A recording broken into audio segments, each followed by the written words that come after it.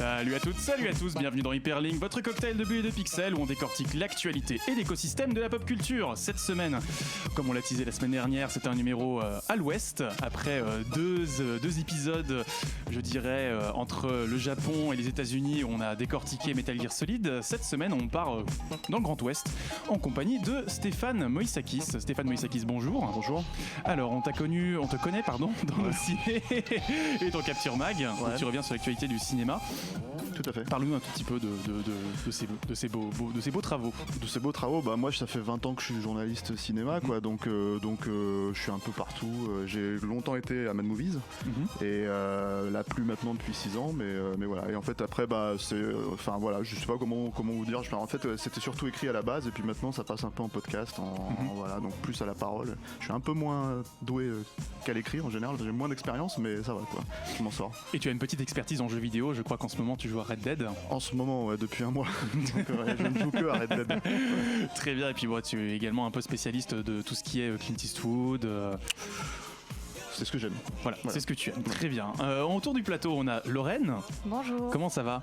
Ça va. Tu es bien habillée aujourd'hui. Je suis dans le thème. Tu es dans le thème, très bien. Tu as même sorti le chapeau, tu as la totale.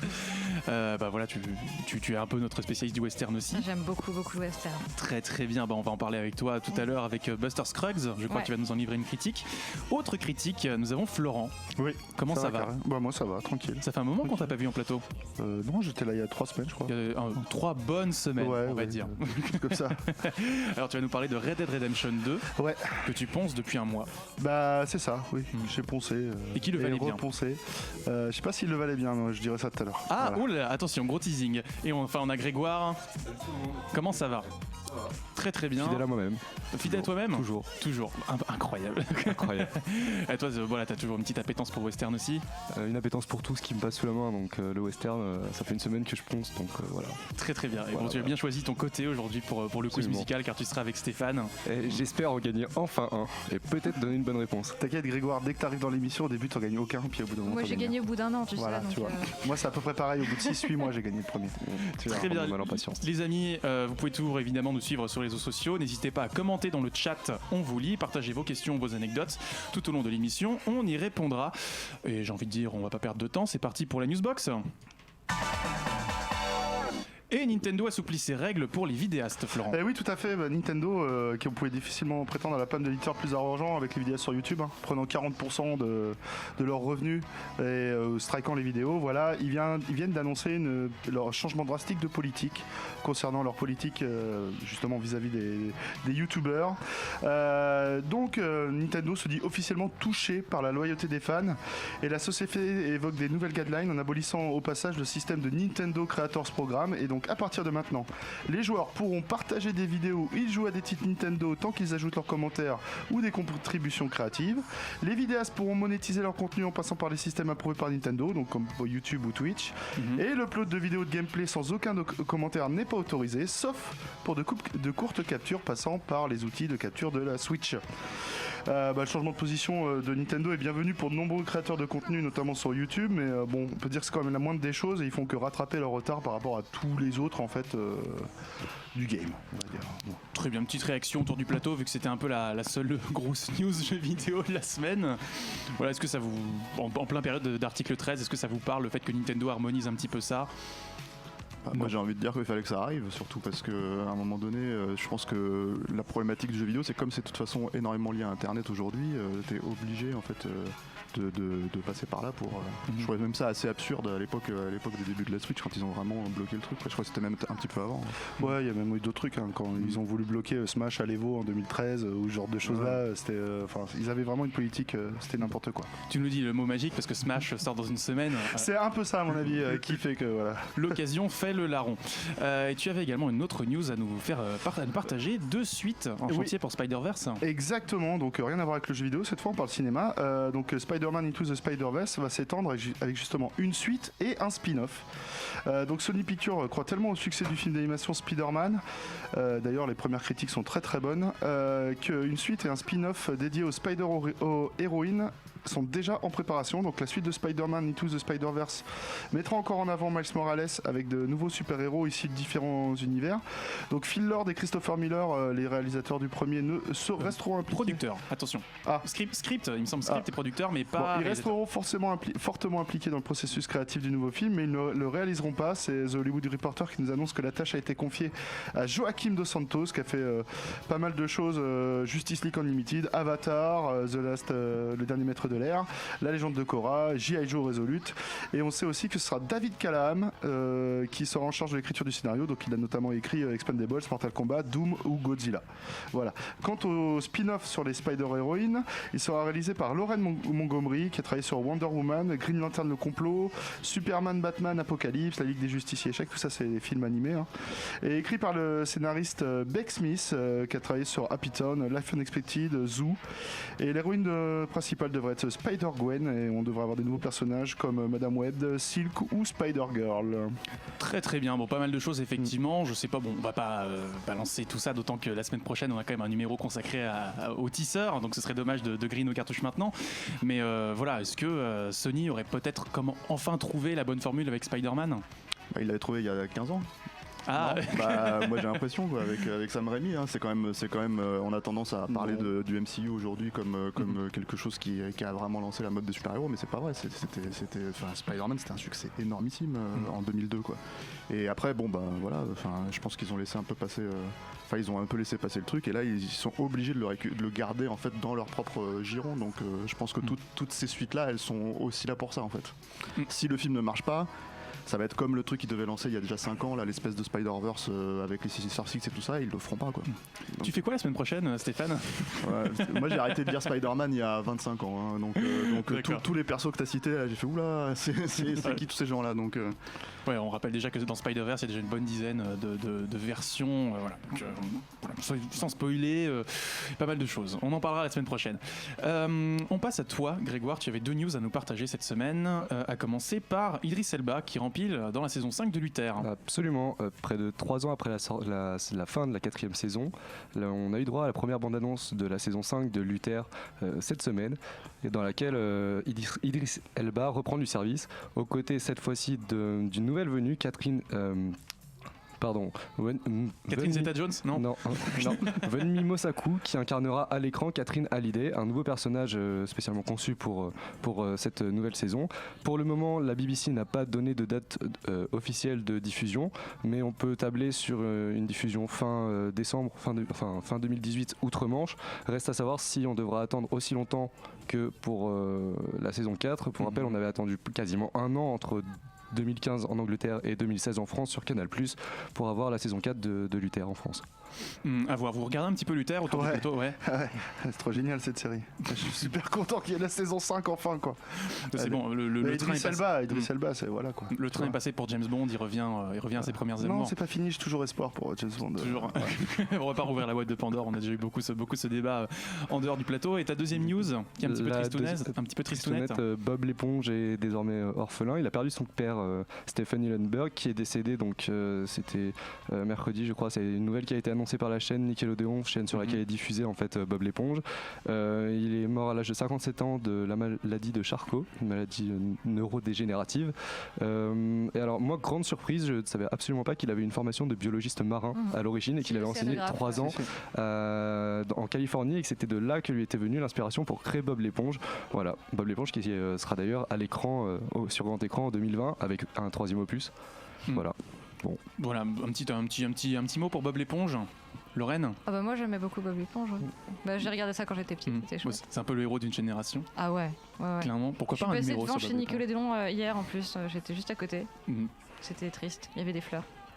Eh oui, voilà, on a perdu Stanley il y a 2 semaines, maintenant on perd ce héros-là. Désolé, c'est un petit peu tristouné en ce moment l'actualité. Un mot pour Bob l'éponge, Stéphane ? Moi j'étais beaucoup plus vieux, enfin déjà quand c'est tombé, j'avais déjà 25 ans, mais je trouvais ça déjà assez génial, hein, parce que c'est un personnage en fait avec une personnalité très spécifique qui, même si c'était pas, s'il y avait peut-être des personnages qui existaient comme ça, on va dire dans les travaux pour enfants, dans les films pour enfants ou dans les séries. mais pas à ce point-là en fait, qui joue à ce point-là sur les névroses en fait du personnage qui sont quand même assez prononcées quoi.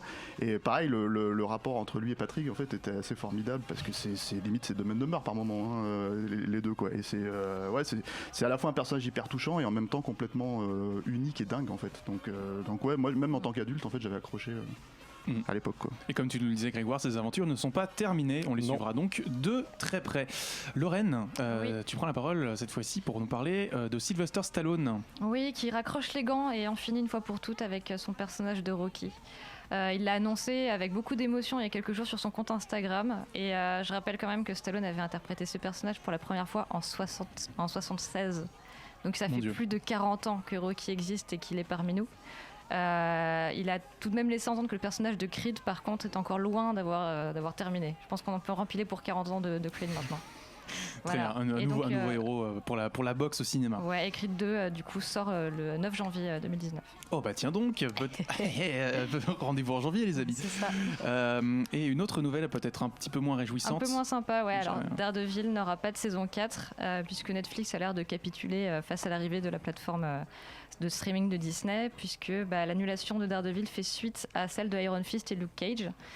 Par contre, Jessica Jones et Punisher restent en production et même si la série en elle-même est terminée, Daredevil pourrait bien continuer de vivre d'autres aventures ailleurs. Oui, c'est ce que disait le communiqué de Netflix, effectivement, c'est que Daredevil aura un avenir ailleurs que sur Netflix, donc je ne sais pas si Disney... Après, il y a encore The Defenders, on ne sait pas trop, et puis de toute façon, au pire, ce sera sur la plateforme de Disney. Quoi. À mon avis, ils finissent les dernières saisons et après... Il y a 2 saisons encore pour Defenders et après, je pense que... Voilà.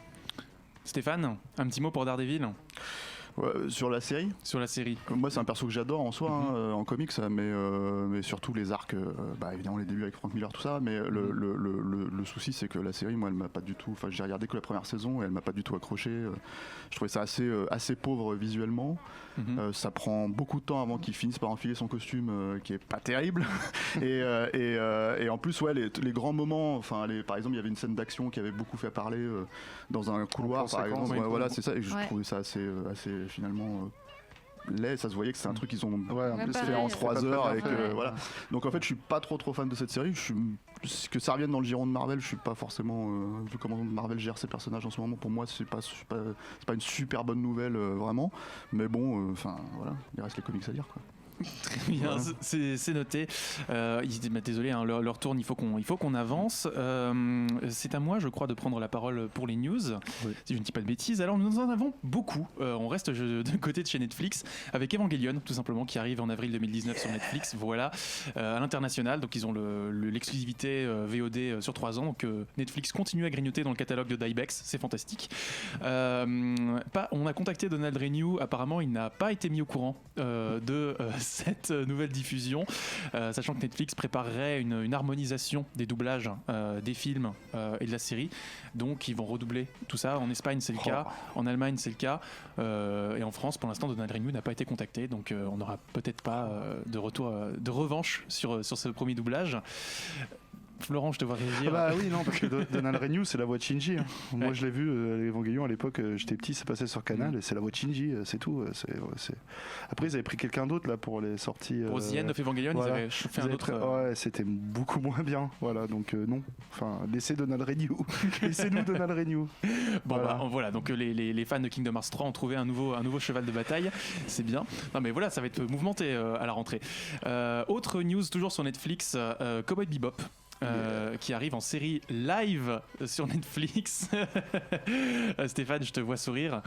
Bon courage. Bon courage, voilà. En 2 mots, c'est très bien. À Japan Expo, on avait Shinichiro Watanabe qui avait dit Not gonna happen, not in my watch. Et je sais pas, ils ont dû lui filer un. Oui, non, mais c'est les Japonais. Les Japonais, ils disent toujours qu'il y aura jamais rien jusqu'au jour où c'est signé, c'est annoncé. Voilà, mais bon, après, c'est plutôt Sunrise qui est décisionnaire, en l'occurrence Sunrise et Bandai. Donc non, parce que Watanabe, apparemment, il sera consultant ou producteur exécutif sur la série. Ils ont annoncé Netflix. Alors non, oui, peut-être. Si. D'accord, très bien. Et j'en profite, c'est pas mon conducteur, mais il va également rempiler pour une série Blade Runner, cette fois-ci en animation, co-réalisée par Shinji Aramaki, qui s'occupait déjà de Appleseed et de Kenji Kamiyama surtout, qui avait réalisé Ghost in the Shell Standalone Complex, qui était Marocco la semaine dernière. Voilà, ça, tout est lié. C'est fantastique, j'aime beaucoup. Dernier point, et on referme cette case news très très longue, j'en suis désolé. Dragon Ball Super Broly va sortir en France, ça y est, c'était le grand suspense. Tous les pays européens avaient leur petite avant-première, mais pas nous. Nous on a eu Gundam au Grand Rex. Et ben il s'avère que Viz Media Europe a enfin mis les droits pour la France, obtenu les droits pour la France. Ça couvre le cinéma, ça couvre la télé, le digital et la VOD. Donc rendez-vous en 2019. On n'a pas de date pour le moment, mais ça devrait a priori sortir avant Japan Expo. Un petit mot sur Dragon Ball Super Broly, vous l'attendez? Vous l'attendez pas? Non. Non. Non, Dragon Ball, ça s'est arrêté après Boo, c'est tout, et puis voilà. Voilà. Moi, Dragon Ball, je crois que j'ai à peu près suivi de 88, 89 quand ça passait, jusqu'à 91, et puis après je suis plus du tout. Je joue au jeu. D'accord. Mais voilà. Donc 91, ça doit être l'arc Freezer. Ouais, Freezer. C'est vraiment les débuts. Hein. J'ai même pas encore Z, hein, donc c'est pour te dire à quel point je connais pas. Et voilà. Grégoire, non? Moi j'attends, je vais lire Dragon Ball comme n'importe tout ce qui passe sur Dragon Ball, je le lis. Alors tu as de la chance, on a déjà fait la spéciale Dragon Ball. Hein, donc, je sais, oui. Je sais, oui. Tu peux lever le pied, hein, tout va bien. Les amis, c'est fini pour cette pause, pour ce point news. On passe tout de suite à la pause musicale avant nos deux critiques qui vont être assez fournies. On s'écoute Wink, Special to Me, remixé par Night Tempo. À tout de suite.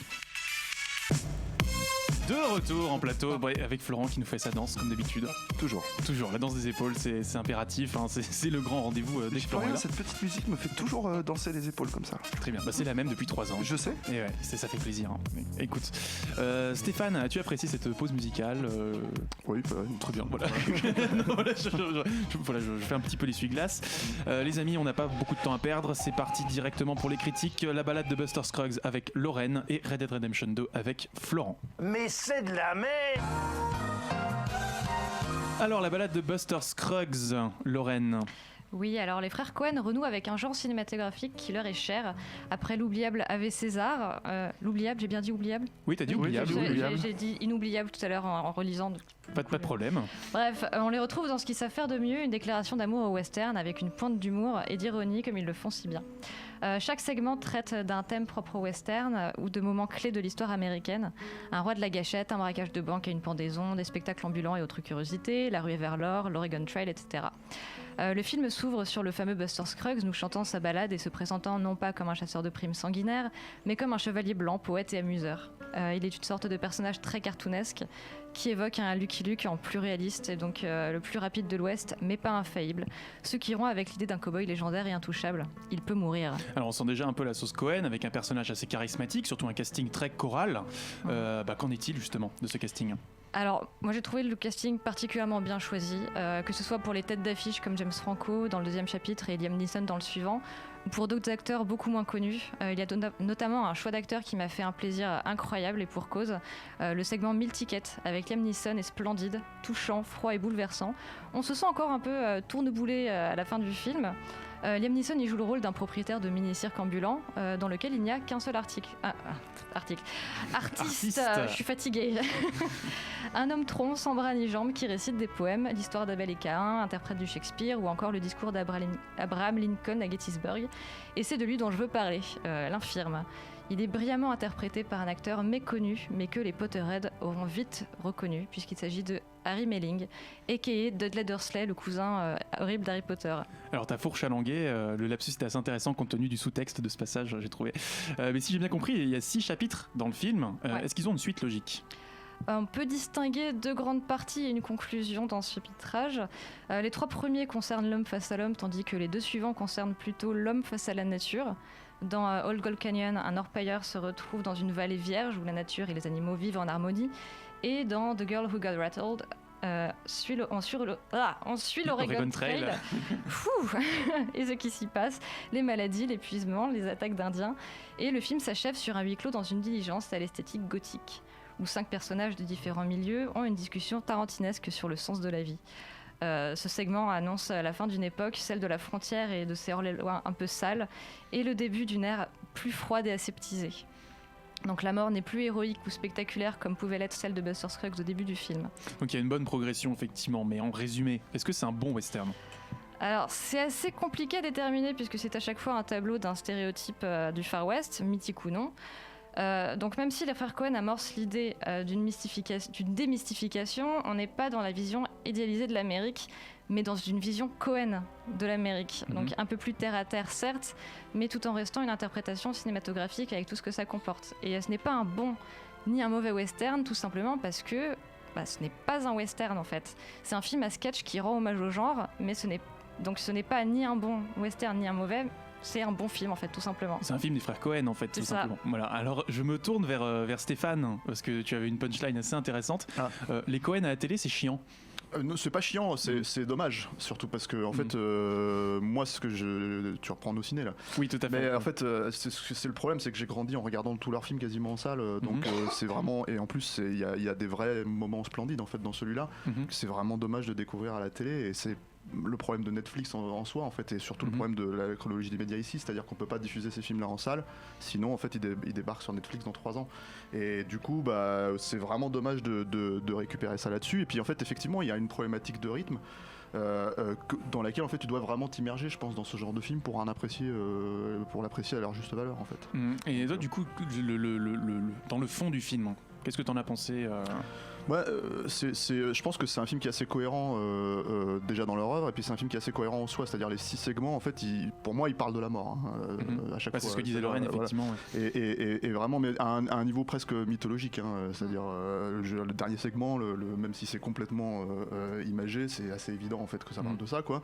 Le segment que moi je trouve un des plus beaux trucs qu'ils aient fait depuis ces dernières années, c'est celui dont tu parlais, de Girl Who Got Rattled, qui est magnifique, et la fin elle est hyper poignante.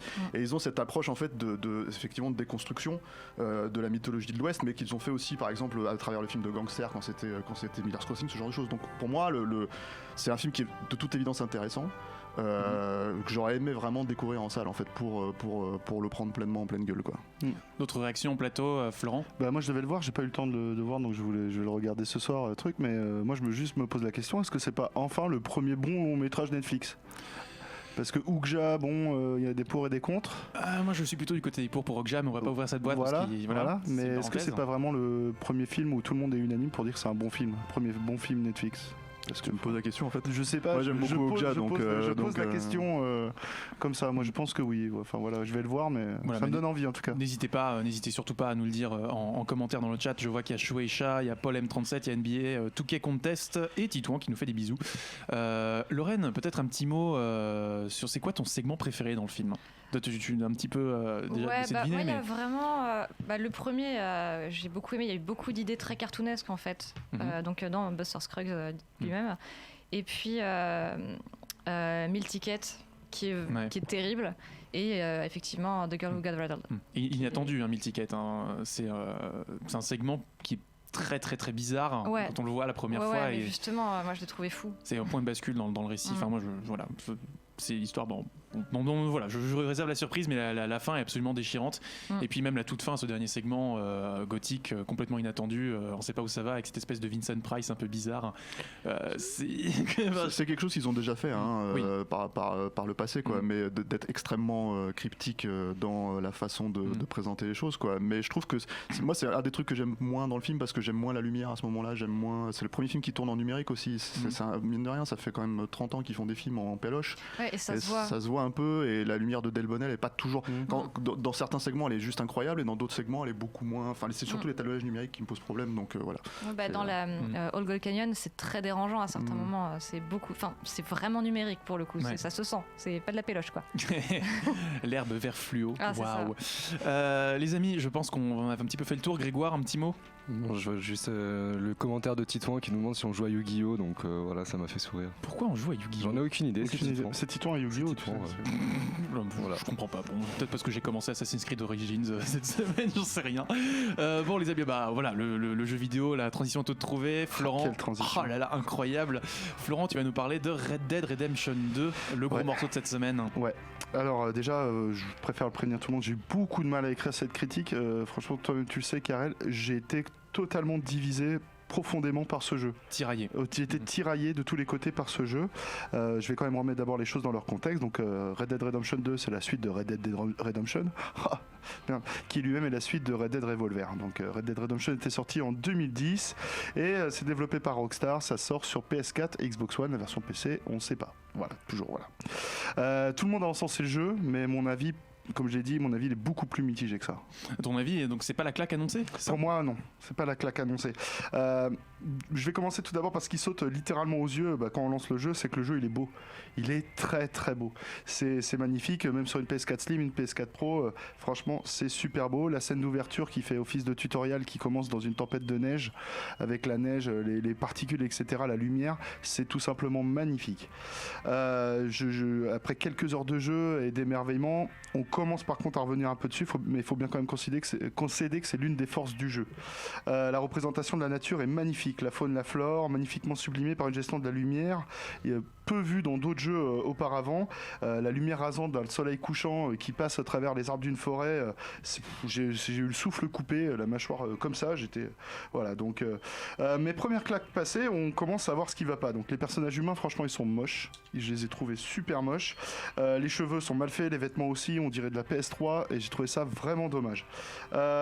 Mais cette nature sublimée sert avant tout pour moi le propos du jeu. L'ambiance posée présente tous les clichés attendus dans un univers de western, et c'est là la part de génie du jeu. Ces clichés, cette ambiance servent avant tout à un propos de réalisme exacerbé. Tout y est lent, tout y est crade, tout y est tel qu'on se représente le vrai western, et c'est pour moi encore une force du jeu. Cette représentation à la fois réaliste et fantasmée a été incroyablement travaillée par Rockstar, mais attention, ce réalisme impose aux joueurs un gameplay vraiment ennuyeux. Ennuyeux, c'est-à-dire que c'est une ambiance posée mais contradictoire avec certaines avancées de gameplay. Exactement. Pour moi, cette ambiance met à mal le gameplay moderne d'un jeu vidéo tel qu'on l'attend en 2018. Le terme de gameplay, c'est le plus gros point faible pour moi du jeu. Le jeu est incroyablement dirigiste, comme son grand frère en fait. En gros, on a l'impression qu'ils ont repris Red Dead 1, ils ont mis plus beau et c'est Red Dead 2. Sauf qu'en 2018, on fait plus ce qu'on faisait en 2010. Donc le système de jeu accuse son âge. On est largué dans cette magnifique open world très très grand, mais à chaque montagne, on doit juste suivre les missions scénario ou les quêtes annexes pour pouvoir avancer. Donc on passe notre temps à ramasser des herbes, à trouver des autres dinosaures, à trouver des sculptures sur des rochers, des cartes à collectionner, faire le chasseur de primes, aller chasser pour faire du craft pour pouvoir améliorer le camp. Tout ça, c'est pour moi des mécaniques de gameplay qui sont vieillottes et dépassées. On pourrait dire que ceux qui aiment le housing, c'est cool de pouvoir faire le camp, etc., de le modifier comme on veut. Non, le seul problème, c'est que tout est déjà préfait. Il faut juste tu trouves tant d'ingrédients pour faire ce truc-là. Tu ne peux pas le faire comme tu as envie. C'est juste pour pouvoir avancer. C'est une liste de courses. Exactement. Le jeu est une liste de courses. Tu as bien résumé le truc. Pour parler un peu du scénario, quand même, sans trop spoiler, la chose qui m'a plus gêné, c'est le manque d'enjeu général du titre. On enchaîne les missions sans vraiment trop avoir de but, si ce n'est pour avancer dans l'histoire et débloquer des choses supplémentaires. Mais je vais pas être aussi critique sur le scénario que je suis sur le gameplay, parce que en effet, pour moi, le scénario sert encore une fois l'ambiance générale du jeu, l'atmosphère. Le héros Arthur Morgan est un homme à qui rien ne sourit, jamais. Dès qu'il lui arrive quelque chose de positif, le destin le lui enlève. Une sorte de quête de rédemption qui n'arrive jamais au bout, et le héros devra continuer de payer toute sa vie ses erreurs du passé. Une atmosphère de dépression constante émane du jeu, représentation pour moi typique de cette époque, de la fin du 19e, où le pays, les États-Unis, sont tiraillés entre la fin de l'époque de la colonisation et le début de l'ère industrialisée, savoir entre l'homme qui a dompté la nature et l'homme qui devient industrialisé en tout. Alors on reviendra sur ce qu'on peut retenir du mode solo, mais est-ce que tu peux nous parler un tout petit peu du mode online qui vient de sortir et qui justifie justement qu'on ait délayé la critique? Voilà, justement oui, parce que voilà, vu que j'ai mis mon temps à faire la critique, on a profité aussi pour jouer au mode online, donc je l'ai bien joué cette semaine. Mais là, en fait, c'est une claque. Là, pour moi, c'est la claque, le mode online, parce qu'en fait, le mode online, c'est tout ce que j'ai dit avant. Mais en fait, vu que t'es avec tes potes et vu que t'es avec plein d'autres gars, c'est plus lent. Il y a plus de lenteur. Il se passe des choses tout le temps. Les quêtes annexes, il y en a plus ou plus trop. Pourtant, il y a toujours un mode scénarisé. Il y a des épreuves online multi. Alors, pour l'instant essentiellement en PVP, en joueur contre joueur, mais Rockstar nous a déjà promis du contenu supplémentaire, ça on les croit vu ce qu'ils ont fait avec GTA Online. Donc je suis très très agréablement surpris et pour moi rien que le mode online vaut l'achat du jeu. Clairement. Okay. Clairement donc là voilà. Bon voilà, on sait ce que Rockstar a fait. Et pour un peu conclure sur Red Dead 2, moi, comme je le disais au tout début, le jeu m'a vraiment interloqué sur son ambiance, son atmosphère de dépression constante. La représentation de la fin d'une époque m'a retourné au fond des tripes. Mais d'un autre côté, je suis vraiment ennuyé dans cet open world vieillot et dirigiste, enchaîner des quêtes annexes et des heures passées à chasser des lapins pour faire du craft. J'ai juste envie de faire un mot. Monsieur Rockstar, le jeu vidéo a évolué, mais pas votre système de jeu. Donc on vous pardonne pour cette fois, mais il faudra quand même faire mieux pour GTA 6. Ok, bon là le pavé est lancé. Stéphane, toi tu n'as pas encore terminé le jeu, mais j'ai pas terminé le solo, ouais. Ok. Je suis pas d'accord du tout. T'es pas d'accord du tout. Je savais que les gens sont pas d'accord. Non, le truc c'est que déjà système vieillot. Alors il y a la mécanique de monde ouvert. Hein, ça c'est une évidence qui était déjà, enfin qu'ils ont plus ou moins créé. Hein, on rappelle que c'est quand même 8 ans de développement aussi. Hein, et qu'ils ont plus ou moins créé, donc qui existe. Effectivement, t'as système de fetch quest, système de quête annexe, etc., etc.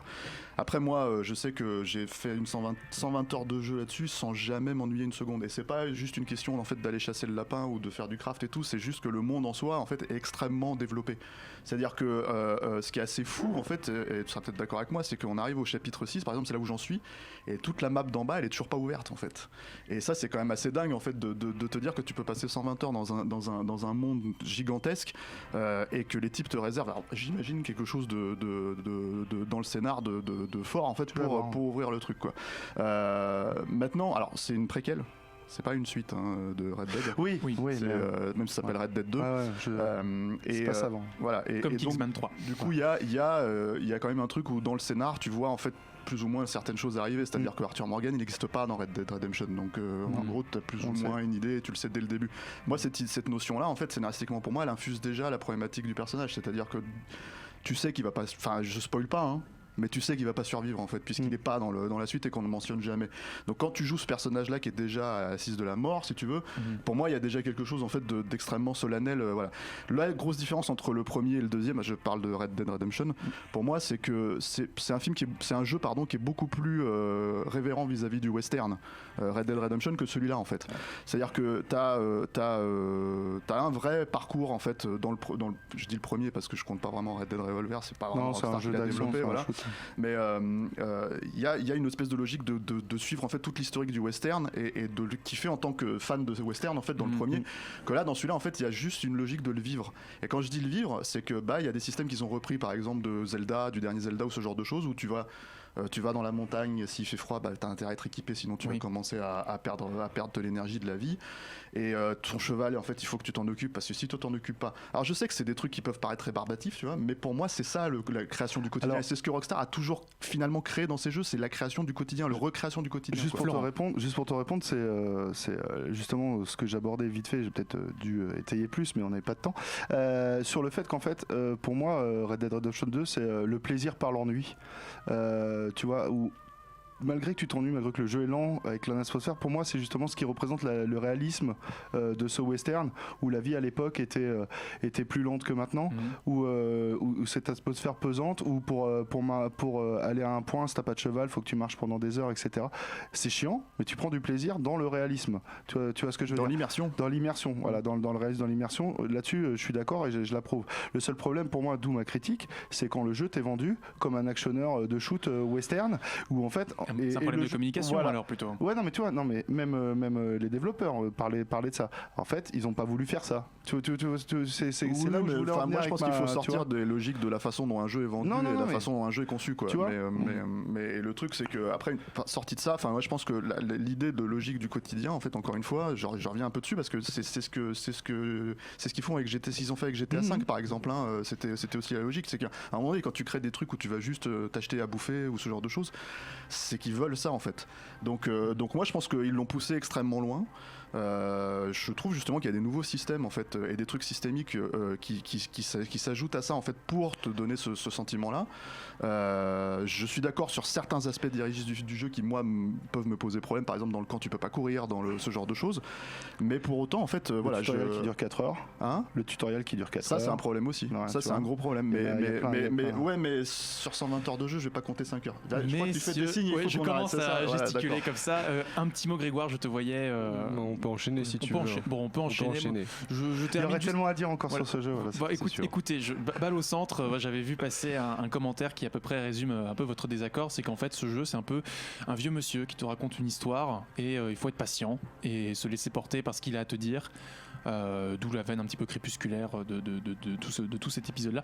J'ai pas encore assez joué malheureusement, mais je vois un peu venir cette veine là et à mon avis il faut le prendre comme ça. Et bon, effectivement tout le monde ne s'y reconnaît pas forcément à l'heure où les jeux ont des gameplays émergents beaucoup plus réactifs, voilà, tout simplement. Merci pour vos critiques. On se retrouve juste après la pause musicale pour notre grand débat sur le western. Je te vois faire une petite moue un peu sceptique. Est-ce que tu vas annoncer la pause ? Non, vas-y, je t'en prie. Non, très bien. Tu me laisses le soin de le faire. On s'écoute Will Smith, Wild Wild West. À tout de suite. Trop cool. De retour dans Hyperlink, votre cocktail de BE des pixels. Et Florent ne danse pas cette fois-ci. Non, parce qu'en fait, je rigole par rapport à ce qu'a dit Titouan dans le chat. Très bien, on en profite pour saluer Christine and the Quiff et Pierre McCoy, qui sont quand même des réguliers sur le chat. Donc, je les salue. On va pas perdre de temps, on a un gros débat, les amis. Je crois Stéphane, qui justifie ta présence aujourd'hui avec nous. On va parler western. C'est parti pour le débat. $50 que j'ai raison. Je tiens le pari. On se sent visé. Je monte à $100.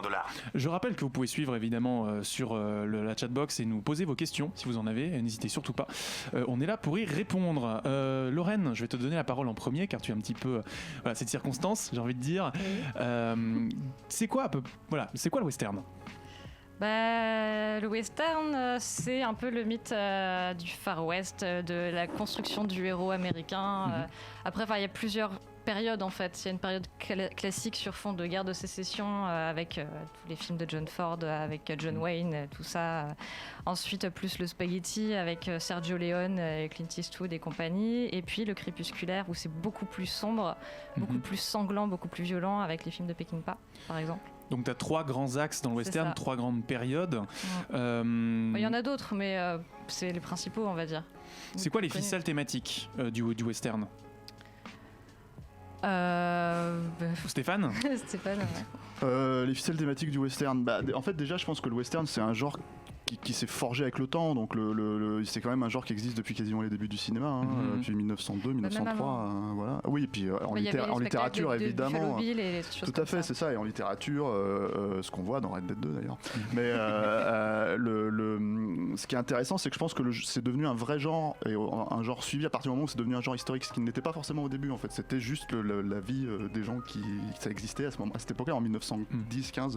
La révolution mexicaine qui signale à peu près la fin de cette époque-là. C'était entre 1910 et 1920. Donc du coup, je pense que quand c'est devenu un genre historique, c'est devenu un genre qui s'est mis à parler en fait de l'Amérique actuelle au moment où c'était en train de se faire, par le biais en fait de son histoire. Et c'est très important aux États-Unis parce que c'est un pays qui est jeune. C'est un pays qui avait beaucoup de choses à construire, à fabriquer, qui s'est construit dans le sang, voilà. Donc il avait une mythologie en fait à créer, et c'est la mythologie en fait de l'Amérique. C'est-à-dire que c'est clairement ça le western, et c'est devenu avec le temps à la fois un genre typiquement américain, c'est-à-dire qui est basé sur des codes de mise en scène très spécifiques, beaucoup de codes de thématiques, de narration, etc. Et qui en fait a réussi avec le temps à vraiment s'exporter partout. C'est-à-dire que je sais pas comment dire, c'est-à-dire à un moment donné on peut parler de western urbain, on peut parler de western, et en fait à la fin pour moi c'est un des 2 plus grands genres créés aux États-Unis, ça et le thriller, parce qu'en fait d'un seul coup, indépendamment de ce que ça raconte, c'est-à-dire en fait c'est devenu un vrai genre cinématographique en soi, dans le sens où en fait on peut prendre les codes de mise en scène et les réintégrer ailleurs et faire du western. Il y a des films français qui s'apparentent au western, il y a des films japonais qui s'apparentent au western, il y a des films dans le monde entier en fait, et mine de rien en fait c'est la puissance du cinéma, en fait c'est ce que c'est censé représenter. Pour moi c'est le genre, j'ai envie de dire presque le genre cinématographique par excellence, parce que d'un seul coup ce que tu peux raconter aussi dans le western, en fait tu peux faire une comédie. Tu peux faire et ça c'est vraiment venu avec le temps. Tu peux faire matrice. Clairement, mais en fait, tu peux en faire une comédie, tu peux faire des films d'horreur, tu peux faire toutes ces histoires, tu peux les raconter dans le western. Grégoire, c'est effectivement il y a plein de codes aussi bien visuels que par exemple audio. Tout le monde connaît la musique de Ennio Morricone, l'homme à l'harmonica, qu'on peut retrouver même dans des séries télé en fait sur TF1 par exemple. Donc en fait il y a tout un univers comme ça avec plein d'éléments qui sont un peu exportés et diffusés. Alors après il y a juste un point sur lequel je suis pas tout à fait d'accord, c'est qu'il y a que le western américain qui se réfère vraiment à l'histoire du Far West. Dans le western européen, il y a finalement, il n'y a pas beaucoup de western à part Le Bon, la Brute et le Truand. Il était une fois dans l'Ouest, c'est le chemin de fer, ça construit le chemin de fer, c'est ce genre de choses. Mais la trame historique de fondation d'une nation, en fait, on la trouve, elle est très présente dans les westerns d'origine qui justement mettent en avant le mythe fondateur de cette nation. Mais une fois que ça s'est exporté dans les années 60 en Europe, ça s'est éloigné un peu de l'histoire originelle du Far West. Alors là, tu fais référence, j'imagine, au western spaghetti, qui a un regard plus extérieur et plus critique peut-être sur certaines réalités du Far West. Aussi, ça c'est arrivé en Europe dans les années 60. Je crois le premier qui s'est vraiment imposé, c'est un western qui a été tourné en Yougoslavie, qui s'appelle Le Goût de la violence, de Hossein, qui est sorti en 61 et qui a imposé en fait le western en Europe à une période où ce même genre cinématographique s'essoufflait un peu outre-Atlantique. Et c'est donc en pleine guerre froide, le western par exemple s'est imposé en URSS et du côté dans le bloc soviétique comme un outil de propagande. Et donc là on s'est éloigné un petit peu de l'histoire du Far West. Et pareil en Europe avec l'arrivée des westerns spaghetti, encore une fois il y a très très peu de films finalement il y a celui de Sergio Leone, Le Bon, la Brute et le Truand, qui intègre la guerre de sécession un petit peu, mais guerre de sécession qu'on retrouve pas du tout par exemple dans les deux autres volets de la trilogie du dollar. Donc c'est en ça que je dis que... Il faut savoir un truc, c'est que Sergio Leone, avant le premier Pour une poignée de dollars, n'avait jamais mis les pieds aux États-Unis.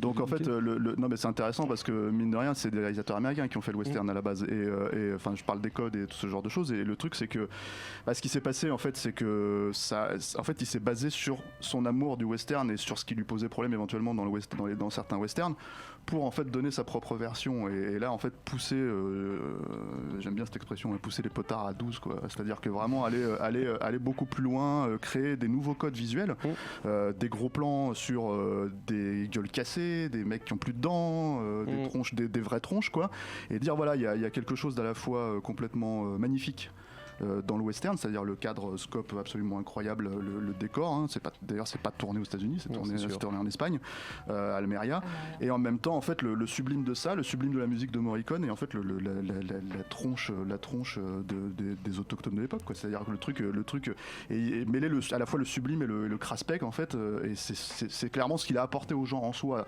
Mais après il y avait une espèce de logique un peu postmoderne déjà à cette époque-là, ce qui était pas, c'est même un des premiers je pense à avoir joué avec cette logique-là, de jouer avec ça.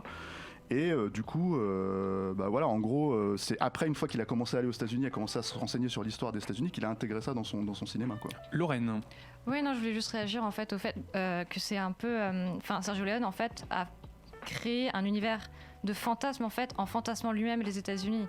Donc en fait, il a repris toute l'histoire qu'il avait intégrée en fait, tous les Wild West Shows, tous les trucs comme ça, et en fait, il s'en est refait un imaginaire. Enfin vraiment c'est une histoire de fantasme total du mythe qu'il a recréé en fait lui-même. Et est-ce que du coup c'est d'où le fait peut-être que Tarantino soit fan de western spaghetti aussi, c'est réappropriation de codes fantasmés pour les recréer sous un autre prisme, mais on va pas commencer à parler de ça parce que c'est la deuxième partie du débat, mais il y a une notion dont on n'a pas encore parlé qui me paraît assez importante étant donné que le western c'est quand même la conquête d'une frontière et d'un espace à dominer, c'est la notion de destinée manifeste en fait, c'est-à-dire cette espèce d'élan positiviste presque, John Ford, c'est le cinéma classique, cet élan positiviste sur l'affirmation d'un mythe, l'affirmation de héros, l'affirmation d'icônes pour structurer une société. C'est un genre épique le western. C'est même, j'ai l'impression que c'est ce qui a plus ou moins créé le genre épique en soi, parce que moi épique je trouve pas que ce soit un genre, mais c'est un peu compliqué. C'est un registre épique, pardon, c'est l'épopée. Non mais je sais parce qu'il y a beaucoup de gens qui en parlent comme ça en disant ouais le genre épique, et là d'un seul coup t'imagines les péplums. Non, pour moi, le western, ça c'est un existe. genre qui se revendique du registre épique. C'est surtout un genre qui inscrit l'humain dans le décor, en fait, c'est-à-dire vraiment dans la nature et dans la façon de réagir vis-à-vis de ça. C'est pour ça que j'aime beaucoup Red Dead 2. Et voilà, je vais le caser à chaque fois que je pourrais le caser. Très bien. Et le truc, c'est que ça, c'est représenté par un acteur, très clairement, en tout cas chez John Ford, qui est John Wayne, quoi, dont on peut dire qu'il a plus ou moins joué le même personnage, mais c'est pas tout à fait non plus vrai à chaque fois. Le personnage de Rio Bravo, c'est pas tout à fait celui de la prisonnière du désert, qui est pas tout à fait mais comme c'est John Wayne et qu'il a un aspect assez comme Clint Eastwood, un peu monolithique aux yeux des gens, en fait, voilà, il y a cette notion-là. Mais c'est vrai qu'il y a l'idée, à travers ce personnage-là, de créer une icône américaine, une personnalité, enfin une persona américaine, en fait, individualiste et en même temps qui s'inscrit dans la société dans laquelle il évolue. Qui est assez typique, en fait, et qui, je pense, donne beaucoup qui a donné le là à beaucoup de personnages en dehors même du western, en fait, beaucoup d'icônes du cinéma américain qui vont suivre, quoi. Je pense que sans John Wayne, tu pouvais pas avoir Stallone, tu pouvais pas avoir McClane dans Die Hard, tu pouvais pas avoir tous ces personnages. On n'aurait pas Abitbol non plus. On n'aurait pas George Abitbol non plus, ouais, c'est vrai. Voilà. Mais tu mentionnes la prisonnière du désert, c'est intéressant parce que c'est quand même un point de bascule dans l'histoire du western, notamment sur une question qu'on n'a pas encore abordée. Mais l'épopée, c'est la définition du nous contre eux, et le eux, c'est qui sinon les Indiens, les natifs, et leur représentation, elle a complètement basculé avec la prisonnière du désert. Oui, enfin ça existait déjà avant. Il y a l'histoire du western, et c'est quand même hyper riche. C'est un genre, c'est un peu comme aujourd'hui avec le genre du super-héros, c'est-à-dire qu'en fait, il y en a beaucoup qui sont sortis pendant des années. Donc il y a des films en fait qui ont déjà traité plus ou moins la question. Il y a d'autres films qui ont traité la question de la Révolution mexicaine, même avant que finalement Léon s'en empare dans les années 70, quoi. Donc tout à un moment donné, en fait, il y a eu tellement de films que c'était forcé en fait de traiter ces questions-là d'une manière ou d'une autre, et c'est pas aussi monolithique, et c'est pas aussi manichéen qu'on pouvait le croire, en fait, déjà dans les années 40 ou 50.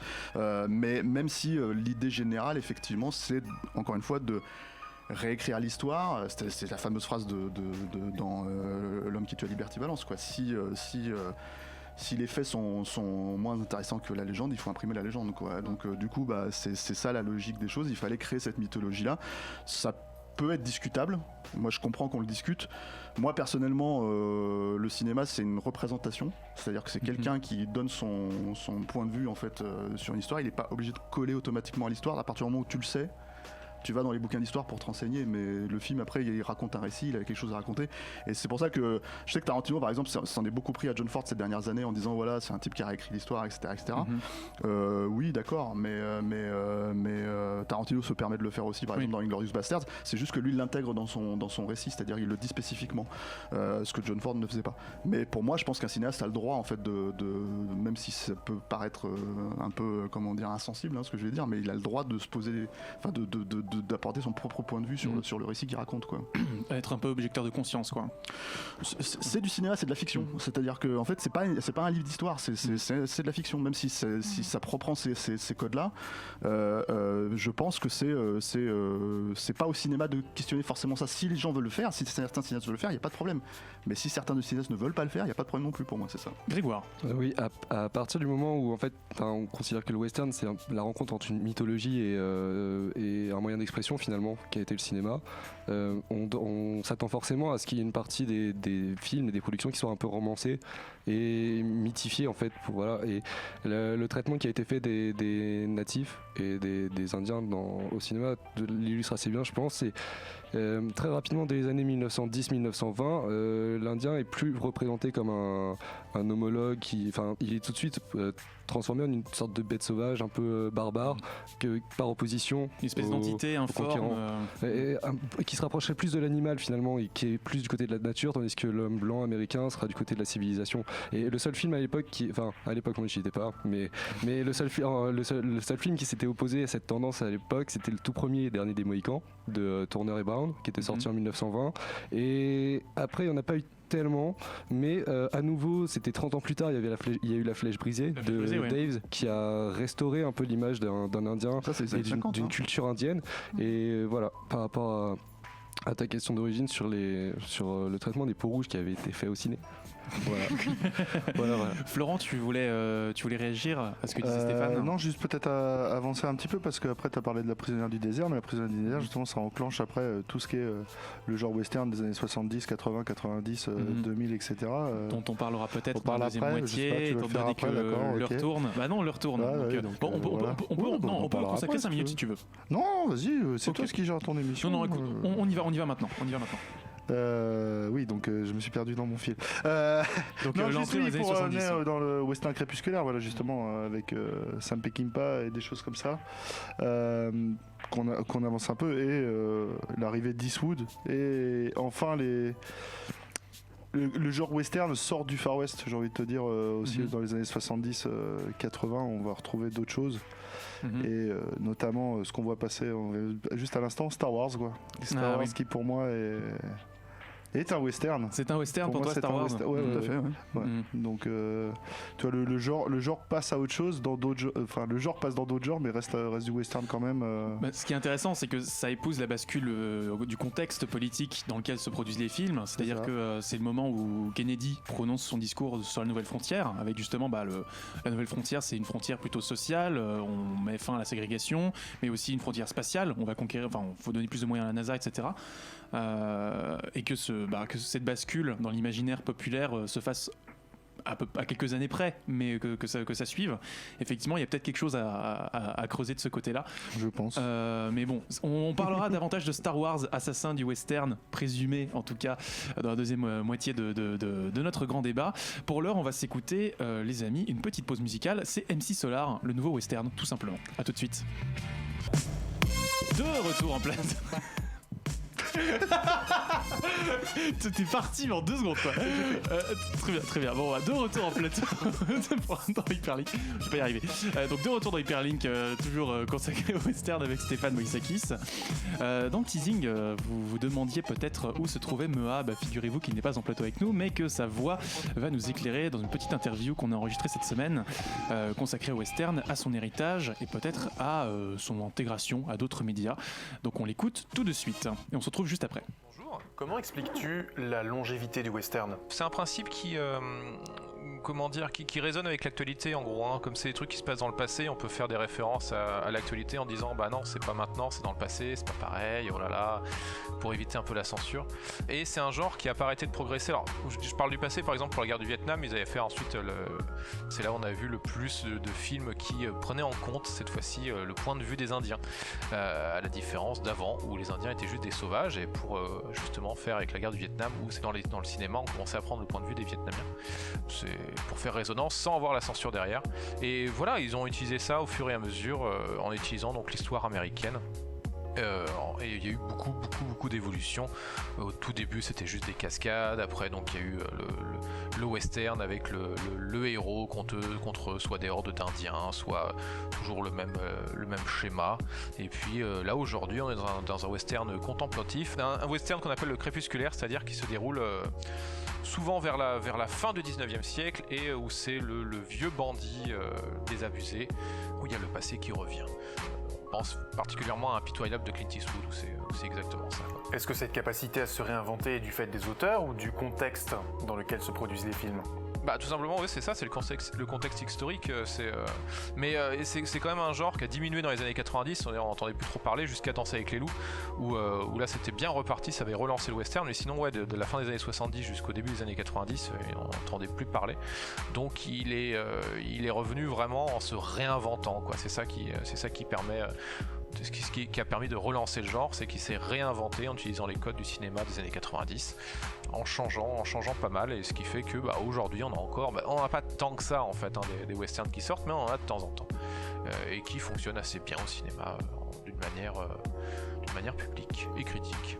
De ce que tu dis, on comprend que le western est un genre intemporel, mais est-il pour autant immortel ? Parce qu'il a quand même connu des bonnes phases d'essoufflement.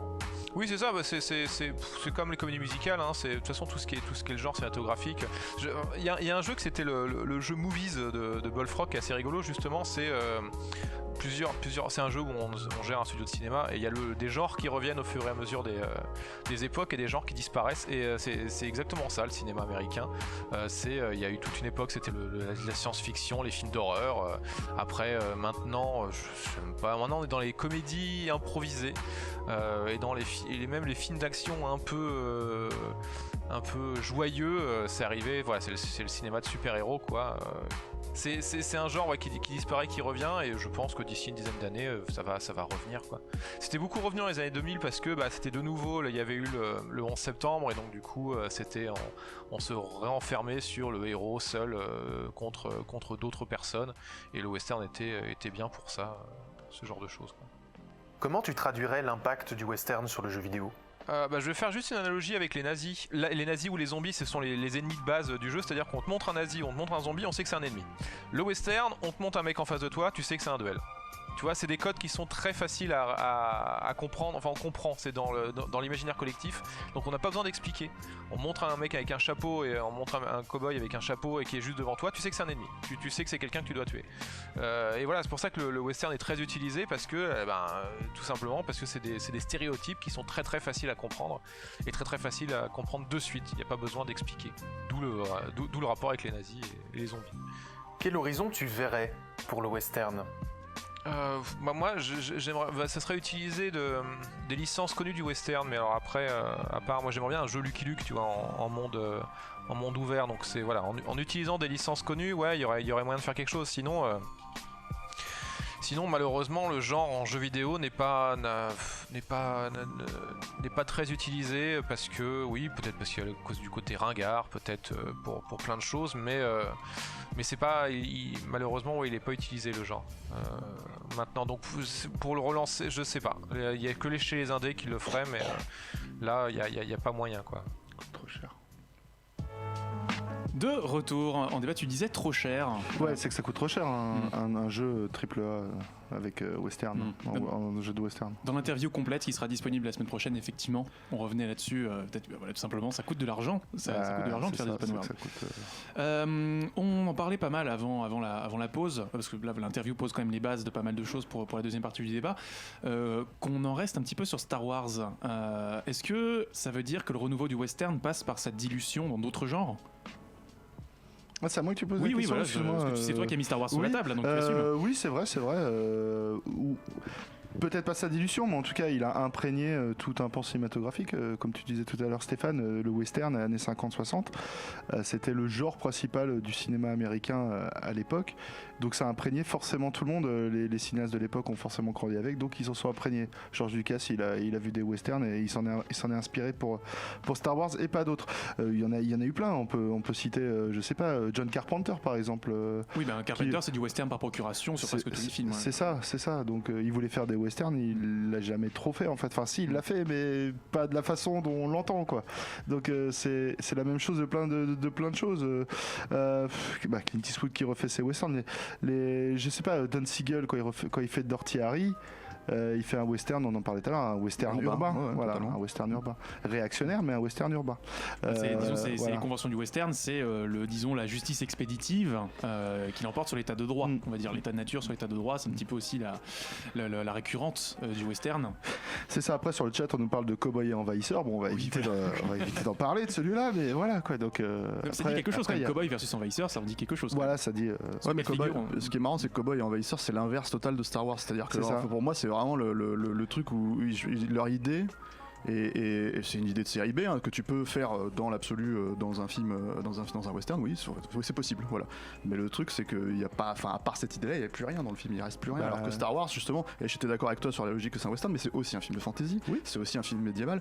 Mad Max, c'est un western, mais c'est aussi un film post-apo. Voilà, donc il y a tous ces codes en fait. Quand je dis moi, quand on parle de diluer ces codes-là, c'est diluer de la narration en fait, c'est-à-dire des codes de mise en scène pure et dure, c'est-à-dire des codes codes le duel, comme il en parlait dans l'interview, c'est un plan sur le Colt, la main fébrile qui est en train d'attendre. En fait, tu crées tout un truc en fait qui est toute une façon de raconter en fait ce qui va se passer en impliquant le spectateur dans cette époque-là, et que tu peux effectivement dévier tu parlais d'Eastwood, mais Eastwood, même quand il fait Sur la route de Madison, il y a du western dedans en fait, dans la façon dont, même si c'est que bucolique, même si c'est que un aspect du western, que c'est que la nature, ça reste un étranger qui vient dans une ville, qui rencontre quelqu'un, enfin voilà, et le code de l'étranger qui descend du train, c'est pareil, c'est dans les westerns aussi. Et même dans Invictus, le dernier match final, quand on voit les deux équipes, c'est filmé avec les codes du western aussi, avec les plans sur les yeux, comme tu parlais, le duel quoi, voilà, entre les deux, c'est exactement la même chose. Grégoire, ce qu'il y a aussi, c'est que le western a toujours repris des thèmes qui sont universels, dans le sens où on retrouve beaucoup, par exemple, la loi et l'ordre, ou le rapport à la nature, ou même il y a un rapport d'appropriation la propriété des terres aussi, qu'on peut aller chercher plein de thèmes universels. C'est très cartésien quoi. C'est ça, et qu'on peut donc diffuser et appliquer à plein de dimensions de la société qui peuvent donc par conséquence se retrouver dans d'autres genres cinématographiques, et donc c'est très facile de... ce que j'allais dire, en fait. Pour le coup, on sait que c'est un cinéma, c'est un genre qui est extrêmement codifié, autant visuellement que scénaristiquement. Enfin, c'est vraiment des codes, on reconnaît immédiatement quand il y a une influence western quelque part. Sauf que c'est souple. Que c'est très souple, parce que tu peux vraiment tout raconter dedans. Ouais, mais complètement. Et surtout qu'il y a cette histoire aussi de conquête de territoire, tout ça qu'on retrouve dans énormément de genres. Il y a eu beaucoup de westerns dans les années 50-60, et en même temps, dans les années 50-60, il y a eu aussi énormément de science-fiction, qui est aussi une histoire de conquête en fait spatiale, de conquête encore une fois de territoire. Et je pense que ces deux genres cinématographiques qui sont complètement, qui vont vraiment l'un avec l'autre. Et qui se sont aussi mélangés d'ailleurs pour moi Star Trek c'est clairement une série western de l'espace quoi. L'ultime frontière. Exactement. Voilà, c'est ça. Et tu me tends la transition, mais c'est-à-dire que donc du coup le space opéra et la science-fiction sont les nouveaux westerns en fait. Bah ouais. C'est en tout cas un horizon d'approfondissement des codes du western. Et le post-apo aussi. Et le post-apo. Même Walking Dead, c'est très clairement en grande partie inspiré du western. Hein. Mais après, ça se passe aux États-Unis, et il faut savoir qu'aux États-Unis, il y a encore, il y a New York et Los Angeles, et puis en fait, il y a quand même le milieu, quoi. Et mine de rien, le milieu, mais c'est pas du tout, je suis pas du tout. Dénigrer ça, mais ce que je veux dire, en fait, c'est qu'il y a des codes, en fait, que les chasseurs de primes, ça existe encore aux États-Unis. Les shérifs, ça existe encore. Donc en fait, le port d'armes, tout simplement. Voilà, le port d'armes, c'est dans la Constitution. Donc en fait, il y a tout un tas de trucs qui font qu'en fait on peut effectivement sortir ces éléments-là et les réapproprier en fait dans un contexte moderne quoi. Sur le chat on avait Luther Bratchett One, si je dis bien son pseudo, qui me disait que Batman est un chevalier et les cowboys sont par essence des chevaliers, donc que Batman au fond c'est du western dans un setting moderne. On avait parlé du chevalier solitaire et du lonesome cowboy qui sont très liés aussi. Mais après, Batman reste quand même assez intégré à la communauté, contrairement à d'autres. Est-ce que tu voulais nuancer peut-être nuancer, je sais, pour moi, c'est un vigilante, Batman à la base. C'est un justicier. Vigilante. Ouais. Si tu le traites bien, c'est un vigilant. Si tu fais comme Joel Schumacher, tu fais un justicier si tu veux. Mais le truc, c'est que c'est un personnage extrêmement trouble qui se rapproche pour le coup beaucoup plus de l'inspecteur Harry, quoi, par exemple. Mais et encore l'inspecteur Harry, lui, il a un badge. Tu vois, à la base, il a le droit, si tu veux. Donc voilà, Et puis pour revenir à ta question, clairement pour moi les nouvelles horizons, que ce soit dans l'espace, les space opéra, clairement ça permet de reprendre tous ces thèmes du western, de l'homme contre l'inconnu. Pas contre la nature, cette fois c'est contre l'inconnu, l'homme contre les sauvages entre guillemets, les races extraterrestres, etc. Pour les mettre dans un contexte futuriste, vu que si on les met dans un contexte maintenant, on va être obligé de le mettre dans le passé, et peut-être que pour les nouvelles générations c'est peut-être moins, tu vois, ça plaît peut-être moins, mais en fait c'est un space opéra, c'est exactement la même chose qu'un western de l'époque, sauf que ça se passe dans l'espace. Ça dépend lesquels, mais Avatar par exemple c'est une évidence. Oui, Avatar, même, il y en a d'autres.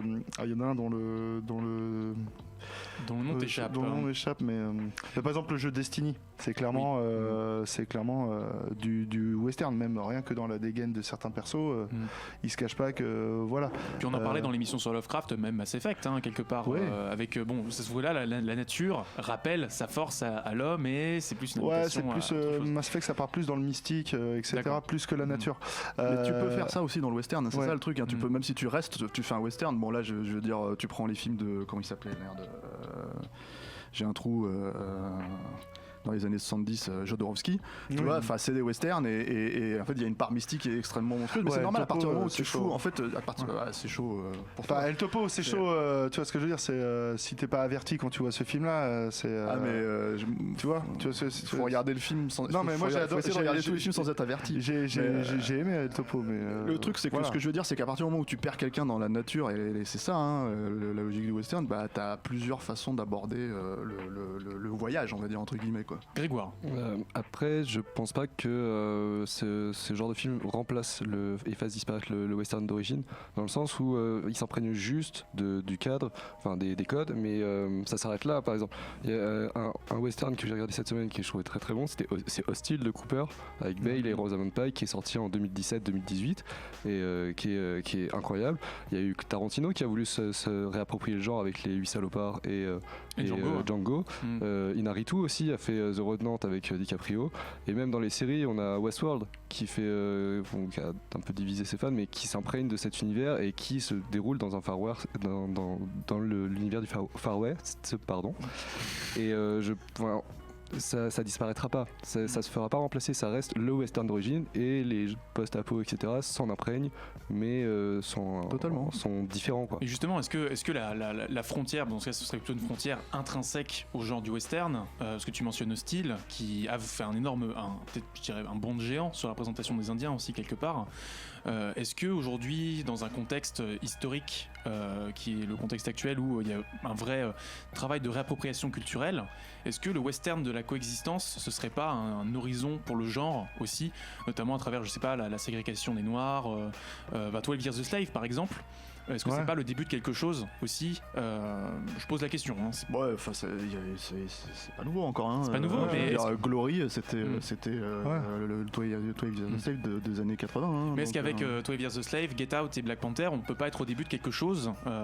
Est-ce que Django n'est pas le début de quelque chose dans le western?